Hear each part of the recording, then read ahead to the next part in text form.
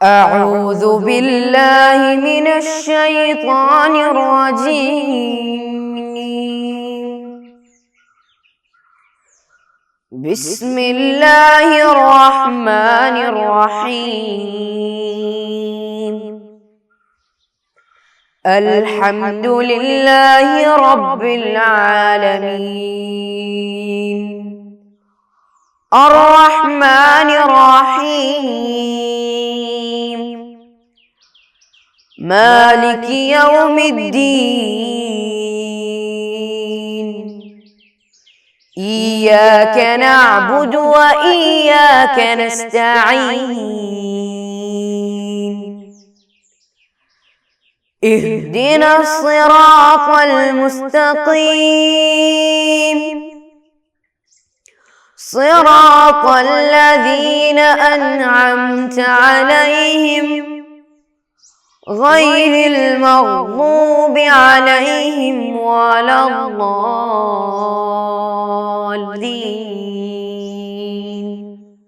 آمين. السلام عليكم ورحمة الله وبركاته. بسم الله الحمد لله الصلاة والسلام على أشرف المرسلين وعلى آله وصحبه أجمعين أما بعد. प्यारे बच्चों, कैसे हैं? गुजरा हुआ सबक सब पढ़े? अल्लाह की सिफ़ात के बारे में सब याद है ना? कभी भूलिएगा मत इंशाअल्लाह। तो आज हम ईमान के अरकान से तरतीब में फरिश्तों के बारे में पहले पढ़ते हैं। सबक नंबर 4 मलाइका। तो देखिए किताब में फरिश्ते अल्लाह ताला की एक ख़ास मखलूक है जो नूर से पैदा किए गए हैं। फरिश्तों को भी अल्लाह ही पैदा किया है और जिसे पैदा किया नूर से पैदा किया है, रोशनी से पैदा किया है। और उनकी ये तौक़त है कि जो शक्ल चाहे बन जाए। अगर एक पेड़ की शक्ल में बन जाने की शौक है तो ऐसा बदल होने का क़ुव्वत उनको है, लेकिन अच्छी ही शक्ल इख्तियार करते हैं। कुत्ते ऐसा शक्ल वो इख्तियार नहीं करते हैं। कायनात में सबसे ज्यादा तेज और रफ्तार चीज नूर है। दुनिया में आलम में सबसे ज्यादा तेज चलने वाला चीज क्या है? रोशनी है, नूर है। इसलिए इस नूर से बने फरिश्ते कहीं भी बहुत जल्द पहुंचते हैं। दुनिया आसमान हर जगह जल्दी से पहुंचने की इसलिए वो काबिल है क्योंकि वो रोशनी से पैदा किए गए हैं। और साइंस की किताब में कभी स्कूल से पढ़े होंगे, रोशनी की रफ्तार एक लम्हे में 2,97,600 किलोमीटर है। एक लम्हे में इतना दूरी 3 लाख किलोमीटर के करीब या ज्यादा चल सकते हैं। ठीक है, अभी आगे फरिश्तों को खाना पीना, बोलो बाजार करना, सोना, सहव निस्यान, भूलना, सस्ती थकान, कुछ भी फरिश्तों में ये सारी सिफात नहीं होगी। उसी जैसे मर्द औरत, माँ बाप, मियाँ बीवी, बेटा बेटी वगैरह जैसे कोई चीज उनके लायक नहीं है। उनमें से कोई मर्द औरत ऐसा कुछ नहीं है। फरिश्ते वही करते हैं जो हुक्म इलाही होता है। जो खुदा का इरशाद है वो हमेशा मानता है, उसी के मुताबिक ही चलते हैं, उसके खिलाफ कुछ भी नहीं करते हैं। और उनकी तादाद और सूरत, उनकी गिनती और उनके शक्ल अल्लाह अज़्ज़ा व जल्ला ही जानता है, दूसरे किसी को जानकारी नहीं है। सारा आलम अल्लाह ताला के ज़ेर कुदरत है। अल्लाह ताला उसके कुदरत में हर चीज चला रहा है।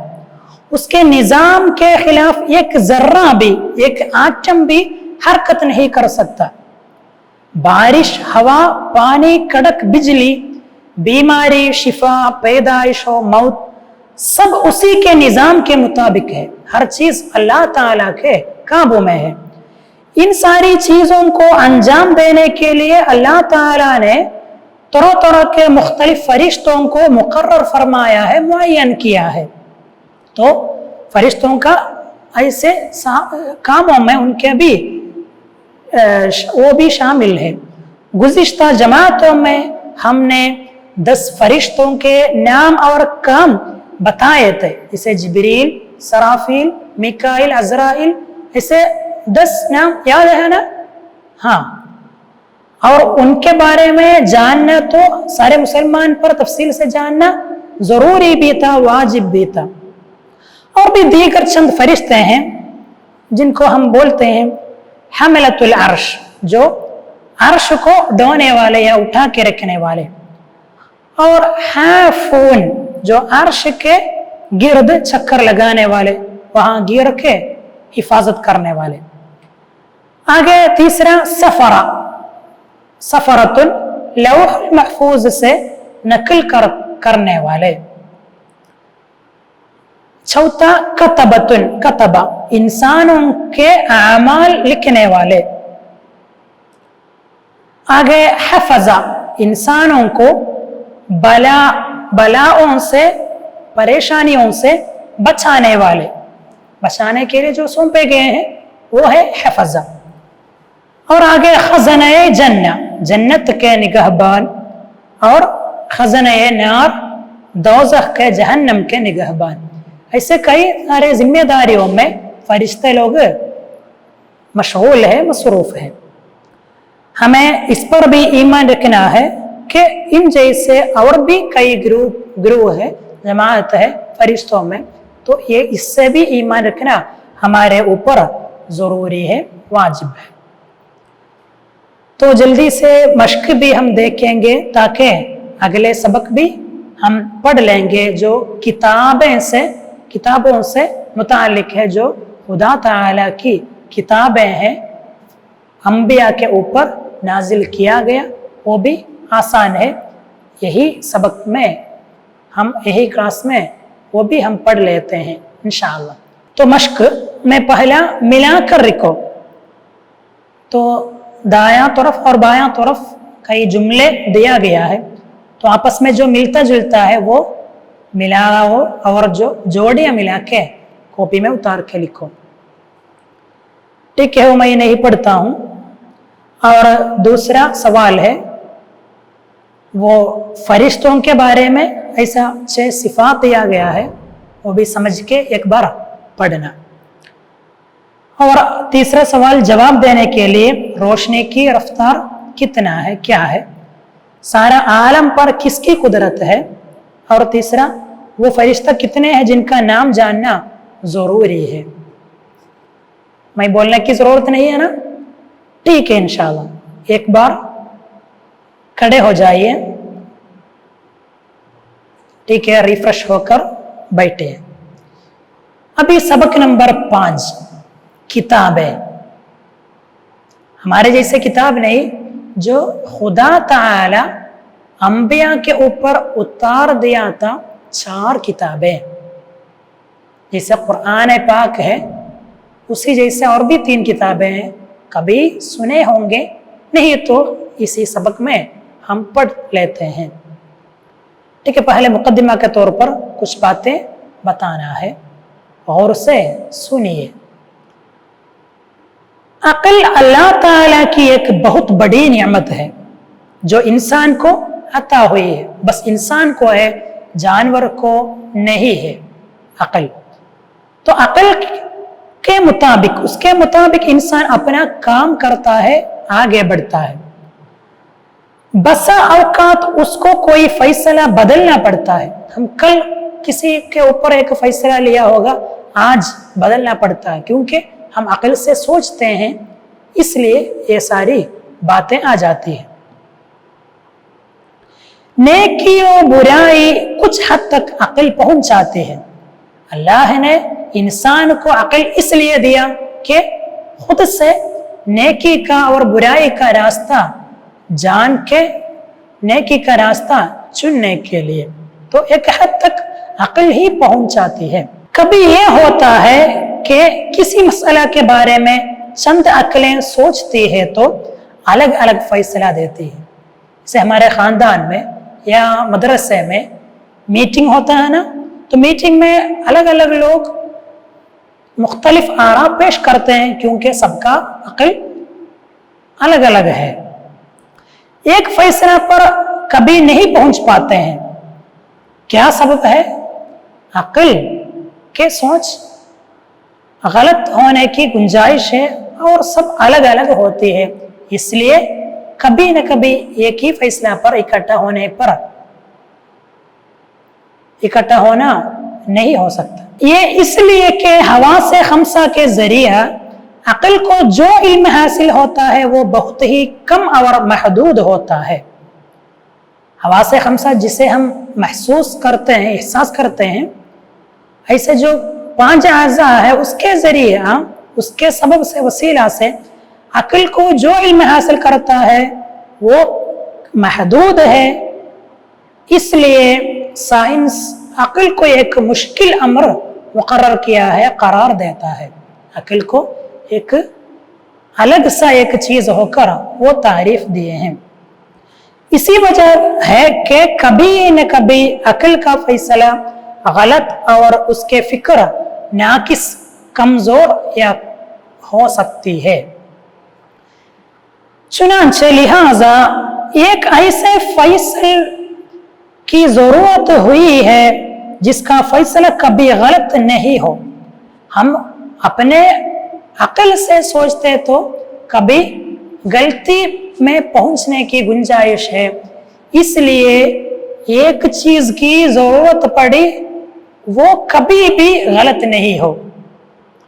ہم سب کا خالق، ہر چیز کا عالم و رزاق اللہ تبارک و تعالی ہی کی ذات اقدس ہے، جس نے انبیاء کرام کو وحی اور کتابیں عطا فرمائی ہے، جن کے ذریعے، جن کے سبب سے وہ انبیاء کرام ہمیں حق و باطل کی معرفت کا طریقہ بتائے ہیں۔ تو عقل سے سوچ کے حق اور باطل الگ کر کے سمجھنے کی قوت نہیں ہے، اس لیے خدا تعالی ہی کتابیں انبیاء کے راستے وسیلے سے نازل کیا۔ سمجھے؟ تو اب تک کتابوں کی ضرورت کے بارے میں بتائے۔ کتاب ایسے 4 کتابیں ہیں، وہ نازل کرنے کی ضرورت کیوں پڑی تھی اس کے بارے میں ہم مقدمہ کے طور پر بتائے۔ ٹھیک ہے، ابھی آگے دیکھیے۔ آسمانی کتابیں کتنے ہیں؟ 4 ہے۔ پہلا تورات، وہ عبرانی زبان میں ہے اور حضرت موسیٰ علیہ السلام کو دیا گیا تھا۔ اور دوسرا ہے انجیل، وہ سریانی زبان میں تھی اور حضرت عیسیٰ علیہ السلام کو تھا۔ اور تیسرا ہے زبور، یونانی زبان میں، اور حضرت داؤد علیہ السلام کو دیا گیا تھا۔ اور آخری سب سے قرآن پاک، زبان کیا ہے؟ عربی زبان میں، اور ہمارے نبی جناب محمد صلی اللہ علیہ وسلم کو دیا گیا۔ تو یہ ہے 4 کتابیں، وہ کیا زبان میں تھا اور کس کو دی گئی تھی وہ بھی ہم بتائے۔ کاپی میں اچھا کر کے جدول بنا کے، ٹیبل بنا کے لکھے تو آسانی سے یاد کر سکتے ہیں۔ نیز اللہ تعالیٰ 100 صحیفے نازل فرمایا ہے، 100 صحیفے بھی خدا تعالیٰ ہی نازل کیا ہے۔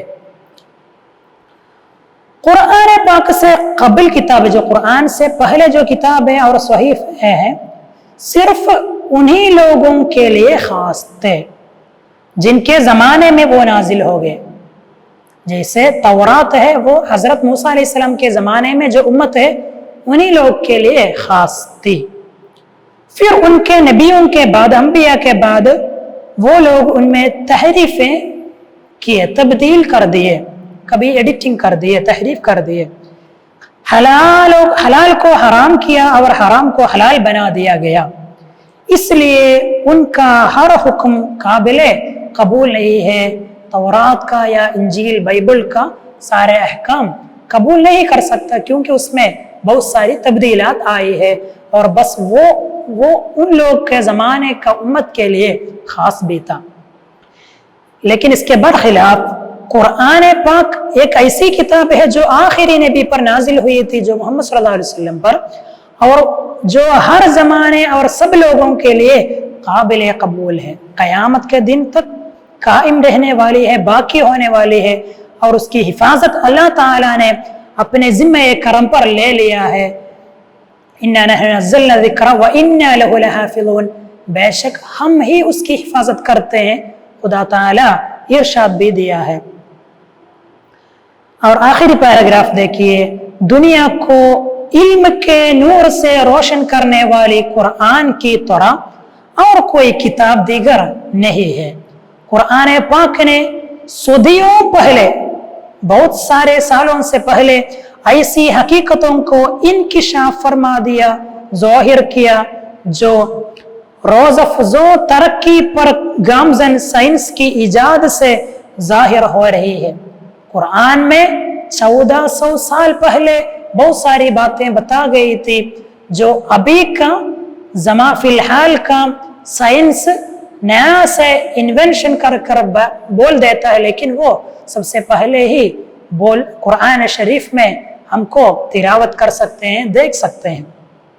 وہ تمام چیزیں قرآن پاک میں ہے جو انسان کی ترقی کے سبب ہو، ترقی کے ذرائع ہو۔ تو یہ سب قرآن اچھے سے سمجھ کے اس کے معنی سب سمجھنا ہمارے اوپر ضروری ہے۔ مسلمان یہ سب کام میں آگے بڑھنا ہے۔ قرآن پاک رب کا کلام ہے، خدا تعالی آقا کے کلام ہے، سب کو اس کے احکام و فرامین کے مطابق زندگی گزارنا ضروری ہے۔ خدا کا فرمان قرآن شریف میں موجود ہے، جس کے طرف ہم اطاعت کرنا ہے، جس سے ہم دور ہونا ہے، یہ ساری باتیں قرآن میں موجود ہیں۔ تو وہ بھی ہم انشاءاللہ اس کے مطابق ہم ایمان لانا ہے، ہم زندگی میں عمل میں بھی لانا چاہیے۔ تو انشاءاللہ اگلے سبق مرسلین کے بارے میں ہے، اور اس کے بعد محمد صلی اللہ علیہ وسلم کے بارے میں جو سبق ہے وہ سب انشاءاللہ امتحان کے بعد ہم پڑھیں گے۔ ابھی آخری مشق بھی ہم پڑھتے ہوئے رخصت ہو جاؤں گا انشاءاللہ۔ جواب دینے کے لیے پہلا، ایک ہی بات کے بارے میں جب الگ الگ عقلیں غور کرتے ہیں تو کیوں اس سے مختلف فیصلہ صادر ہوتے ہیں؟ میٹنگ میں الگ الگ آرا کیوں آتا ہے؟ ہاں، سب کا عقل مختلف ہے، الگ الگ ہے، اس لیے رائے پیش کرنے میں بھی الگ الگ الگ رائے آ جاتا ہے۔ دوسرا، انسان کو حق اور باطل کی پہچان کے لیے اللہ کا کیا انتظام فرمایا ہے؟ صحیح اور غلطی کا، حق اور باطل الگ کر کے سمجھنے کے لیے خدا کا کیا نظام ہے؟ عقل سے نہیں ہو جاتا ہے، اس لیے انبیاء کو کتابیں نازل کیا، وحی کے طور پر نازل کیا۔ تیسرا سوال، کیوں صرف قرآن باقی ہے جبکہ سب اللہ کا کلام ہے؟ تورات، انجیل، زبور وہ بھی خدا کے کتابوں میں شامل ہے، لیکن بس قرآن باقی ہے، وہ کیوں؟ وہ سب ان کے انبیاء کے بعد لوگ تبدیل کیے، حرام کو حلال کیا، حلال کو حرام کیا، ایسے بہت الٹا کیا، اس لیے وہ کتاب میں جو ہے وہ قابل قبول نہیں ہے، قبول نہیں کر سکتا۔ لیکن قرآن کی حفاظت خدا کی ذمہ داری ہے، قیامت تک وہ جیسا تھا ویسا باقی رہے گا، اس لیے قیامت تک قرآن قبول کر سکتے ہیں، دیگر کتابیں نہیں۔ چوتھا سوال، قرآن پاک کی حفاظت کے بارے میں اللہ تعالیٰ نے کیا فرمایا؟ اِنَّا نَحْنُ نَزَّلْنَا الذِّكْرَ وَإِنَّا لَهُ لَحَافِظُونَ، قرآن میں آیت ہے، ہم نے قرآن کو نازل کیا اور ہم ہی اس کی حفاظت کرنے والے ہیں۔ خدا جس کی حفاظت ذمہ لیا ہے، دوسرے کوئی اس کا پیچھے پڑھ کے وہ بے فائدہ ہے، کچھ بھی اس کے خلاف نہیں کر سکتا۔ آخری سوال، قرآن کی اتباع کس کے لیے ضروری ہے؟ سارے مسلمان پر ضروری ہے اس کا احکام و فرامین کے مطابق زندگی گزارنا، کیونکہ وہ رب کا کلام ہے۔ انشاءاللہ تو امید ہے سب اچھے سے سمجھے ہیں۔ انشاءاللہ خدا تعالی اچھے سے پڑھ کے امتحان میں بھی اچھا مارک انجام دینے کے لیے توفیق عطا فرمائے۔ وآخر دعوانا ان الحمدللہ رب العالمین۔ السلام علیکم ورحمۃ اللہ وبرکاتہ۔ صلی اللہ علی محمد صلی اللہ علیہ وسلم، صلی اللہ علی